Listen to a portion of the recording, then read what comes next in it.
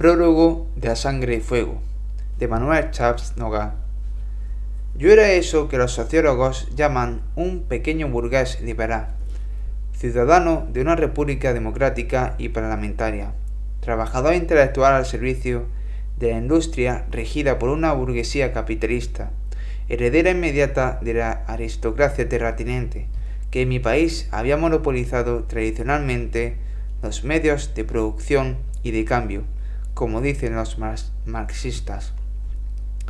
Ganaba mi pan y mi libertad con una relativa holgura confeccionando periódicos, escribiendo artículos, reportajes, biografías, cuentos y novelas con los que me hacía la ilusión de avivar el espíritu de mis compatriotas y suscitar en ellos el interés por los grandes temas de nuestro tiempo. Cuando iba a Moscú y al regreso contaba que los obreros rusos viven mal y soportan una dictadura que se hacen la ilusión de ejercer, mi patrón me felicitaba y me daba cariñosas palmaditas en la espalda. Cuando al regreso de Roma aseguraba que el fascismo no ha aumentado en un gramo la ración de pan del italiano, ni ha sabido acrecentar el acervo de sus valores morales, mi patrón no se mostraba tan satisfecho de mí ni creía que yo fuese realmente un buen periodista. Pero, a fin de cuentas, a costa de buenas y malas caras, de elogios y censuras, yo iba sacando adelante mi verdad de intelectual liberal, ciudadano de una república democrática y parlamentaria. Sí, como ocurría a veces, el capitalismo no prestaba de buen grado sus grandes rotativas y sus toneladas de papel para que yo dijese lo que quería decir, me resignaba a decirlo en el café, en la mesa de la redacción o en la humilde tribuna de un ateneo provinciano, sin el temor de que nadie viniese a ponerme la mano en la boca y sin miedo a policías que me encarcelasen ni a encamisados que me hiciesen purgar atrozmente mis errores. Antifascista y antirrevolucionario por temperamento, me negaba sistemáticamente a creer en la virtud salutífera de las grandes conmociones y aguardaba trabajando, confiado en el curso fatal de las leyes de la evolución. Todo revolucionario, con el debido respeto, me ha parecido siempre algo tan pernicioso como cualquier reaccionario.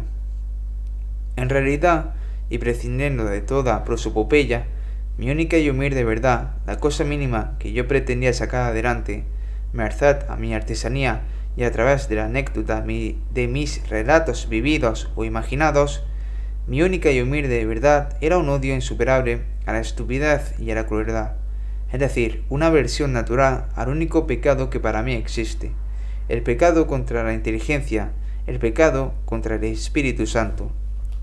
Pero la estupidez y la crueldad se enseñoreaban de España. ¿Por dónde empezó el contagio? Los cardos de cultivo de esta nueva peste, germinada en ese gran putridero de Asia, nos lo sirvieron los laboratorios de Moscú, Roma y Berlín, con las etiquetas de comunismo, fascismo o nacionalsocialismo, y el desapercibido hombre certíbero los absorbió ávidamente. Después de 3 siglos de barbecho, la tierra feraz de España hizo pavorosamente prolífica la semilla de la estupidez y la crueldad ancestrales. Elevando el intento de señalar los focos de contagio de la vieja fiebre cainita en este o aquel sector social, en esta o aquella zona de la vida española. Ni blancos ni rojos tienen nada que reprocharse. Idiotas y asesinos se han producido y actuado con idéntica profusión e intensidad en los dos bandos que se partieran España. De mi pequeña experiencia personal puedo decir que un hombre como yo, por insignificante que fuese, había contraído méritos bastantes para haber sido fusilado por los unos y por los otros. Me consta, por confidencias fidedignas, que, aun antes de que comenzase la guerra civil, un grupo fascista de Madrid había tomado el acuerdo, perfectamente reglamentario, de proceder a mi asesinato como una de las medidas preventivas que había que adoptar contra el posible triunfo de la revolución social, sin prejuicio de que los revolucionarios, anarquistas y comunistas considerasen por su parte que yo era perfectamente fusilable. Cuando estalló la guerra civil, me quedé en mi puesto cumpliendo mi deber profesional. Un consejo obrero, formado por delegados de los talleres, desposeyó al propietario de la empresa, periodística en que yo trabajaba y se atribuyó sus funciones. Yo, que no había sido en mi vida revolucionario, ni tengo ninguna simpatía por la dictadura del proletariado, me encontré en pleno régimen soviético. Me puse entonces al servicio de los obreros, como antes lo había estado a las órdenes del capitalista, es decir, siendo leal con ellos y conmigo mismo. Hice constar mi falta de convicción revolucionaria y mi protesta contra todas las dictaduras, incluso la del proletariado, y me comprometí únicamente a defender la causa del pueblo contra el fascismo y los militares sublevados. Me convertí en el camarada director, y puedo decir que durante los meses de guerra que estuve en Madrid al frente de un periódico gubernamental que llegó a alcanzar la máxima tirada de la prensa republicana, nadie me molestó por mi falta de espíritu revolucionario, ni por mi condición de pequeño burgués liberal, de la que no renegué jamás. Vi entonces convertirse en comunistas fervorosos a muchos reaccionarios y en anarquistas terribles a muchos burgueses acomodados. La guerra y el miedo lo justificaban todo. Hombro a hombro con los revolucionarios, yo, que no lo era, luché contra el fascismo con el arma de mi oficio. No me acusa la conciencia de ninguna apostasía. Cuando no estuve conforme con ellos, me dejaron ir en paz. Me fui cuando tuve la íntima convicción de que todo estaba perdido y ya no había nada que salvar, cuando el terror no me dejaba vivir y la sangre me ahogaba. ¡Cuidado! En mi deserción pesaba tanto la sangre derramada por las cuadrillas de asesinos que ejercían el terror rojo en Madrid como la que vertían los aviones de Franco asesinando mujeres y niños inocentes. Y tanto más miedo tenía a la barbarie de los moros, los bandidos del tercio y los asesinos de la falange que a la de los analfabetos anarquistas o comunistas. Los espíritus fuertes dirán seguramente que esta repugnancia por la humana carnicería es un sentimentalismo anacrónico. Es posible. Sin grandes aspavientos, sin dar a la vida humana más valor del que puede y debe tener en nuestro tiempo, ni la acción de matar más trascendencia de la que la moral al uso pueda darle. Yo he querido permitirme el lujo de no tener ninguna solidaridad con los asesinos. Para un español quizás sea este un lujo excesivo. Se paga caro, desde luego. El precio, hoy por hoy, es la patria. Pero, la verdad, entre ser una especie de abisitinio desteñido, que es a lo que le condena a uno el general Franco, o un kirguís de Occidente como quisieran los agentes del bolchevismo, es preferible meterse las manos en los bolsillos y echar a andar por el mundo, por la parte habitable del mundo que nos queda, a unas sabiendas de que en esta época de estrechos y egoístas nacionalismos, el exiliado, el sin patria, es en todas partes un huésped indeseable que tiene que hacerse perdonar a fuerza de humildad y servidumbre su existencia. De cualquier modo, soporto mejor la servidumbre en tierra ajena que en mi propia casa. Cuando el gobierno de la República abandonó su puesto y se marchó a Valencia, abandoné yo el mío. Ni una hora antes, ni una hora después. Mi condición de ciudadano de la República Española no me obligaba a más ni a menos. El poder que el gobierno legítimo dejaba abandonado en las trincheras de los arrabales de Madrid lo recogieron los hombres que se quedaron defendiendo heroicamente aquellas trincheras. De ellos, si vencen, o de sus vencedores, si sucumben, es el porvenir de España. El resultado final de esta lucha no me preocupa demasiado. No me interesa gran cosa saber que el futuro dictador de España va a salir de un lado u otro de las trincheras. Es igual. El hombre fuerte, el caudillo, el triunfador que al final ha de asentar las posaderas en el charco de sangre de mi país, y con el cuchillo entre los dientes, según la imagen clásica, va a mantener en servidumbre a los celtíberos supervivientes. Puede salir indistintamente de uno u otro lado.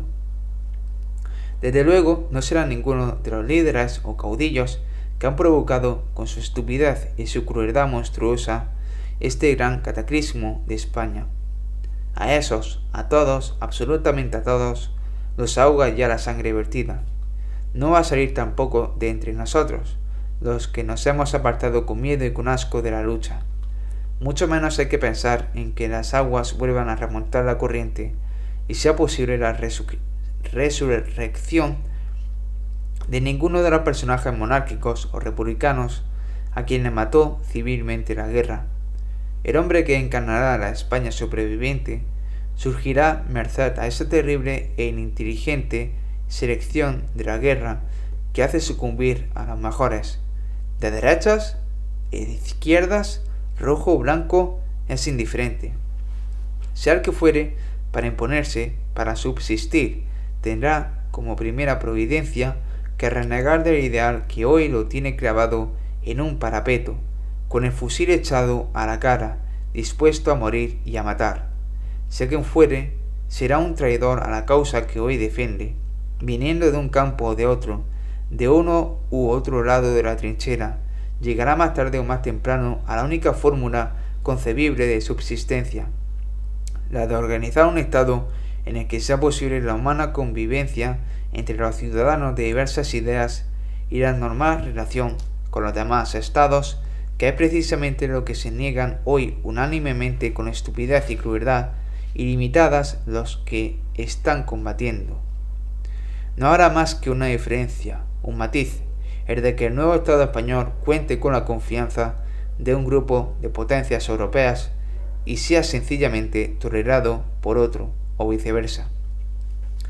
No habrá más ni colonia fascista, ni avanzada del comunismo, ni tiranía aristocrática, ni dictadura del proletariado. En el interior, un gobierno dictatorial que con las armas en la mano obligará a los españoles a trabajar desesperadamente y a pasar hambre sin rechistar durante 20 años hasta que hayamos pagado la guerra. Rojo o blanco, capitán del ejército o comisario político, fascista o comunista, probablemente ninguna de las dos cosas o ambas a la vez.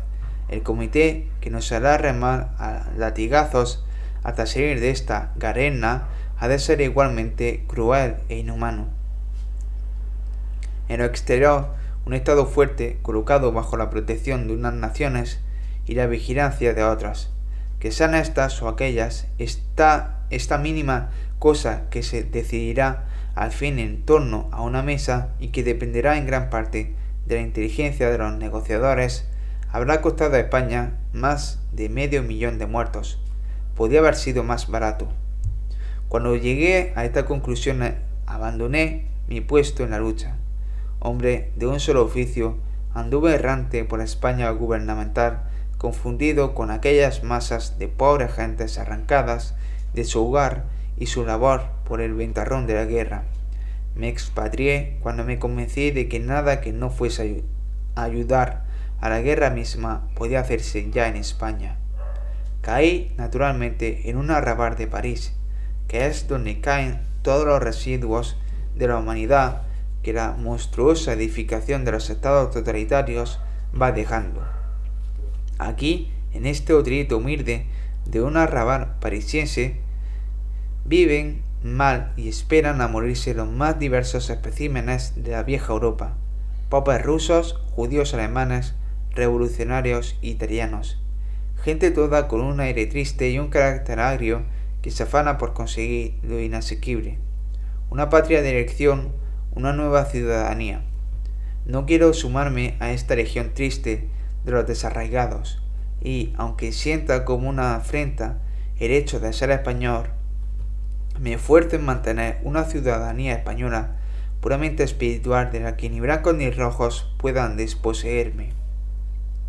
Para librarme de esta congoja de la expatriación y ganar mi vida, me he puesto otra vez a escribir y poco a poco he ido tomando el gusto de nuevo a mi viejo oficio de narrador.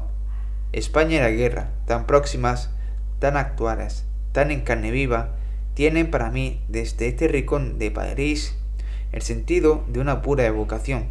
Cuento lo que he visto y lo que he vivido más fielmente de lo que yo quisiera.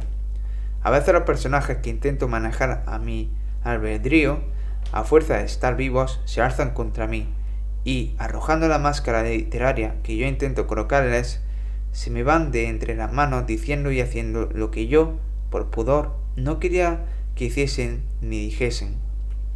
Luchando con ellos y conmigo mismo, por permanecer distante, ajeno, imparcial, escribo estos relatos de la guerra y la revolución que presuntuosamente hubiese querido colocar subespecie a eternitis. No creo haberlo conseguido, y quizá sea mejor así.